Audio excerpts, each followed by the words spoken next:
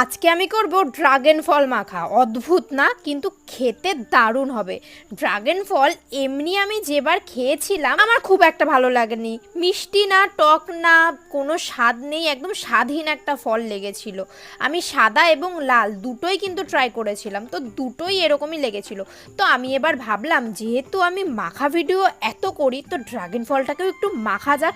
তার জন্য ড্রাগনটাকে ছোট ছোট করে কেটে নিয়েছি, আর তাতে দিয়ে দিয়েছি একটু লঙ্কা পোড়া, লবণ, আর দিয়েছি লেবু পাতা, এবং সাথে দিয়েছি একটু গন্ধরাজ লেবুর রস, আর দিয়ে দেবো কাসুন্দি। আজকে শাউট আউট হচ্ছে মধুমিতা ব্লগ, বলছে খিচুড়ির রেসিপি দাও। তোমার ভিডিও এত ভালো লাগে কি বলবো, মাও দেখে। থ্যাংক ইউ সো মাচ কাকিমা, তোমাকে অনেক ভালোবাসা। কথা বলতে বলতে তখন মাখা হয়ে গেছে। ড্রাগন ফল খেতে যেমনই হোক, দেখতে কিন্তু দারুণ। বাই দ্য ওয়ে, মাখার পর কেমন খেতে হলো চলো এবার সেটা বলি। দারুণ হয়েছিল, মানে নর্মাল ফলের থেকেও বেশি ভালো লাগছিল খেতে। তোমরা কিন্তু অবশ্যই বাড়িতে বানিয়ে ট্রাই করো। আর দেখো আমার জিভটা কেমন লাল হয়ে গেছে। টাটা।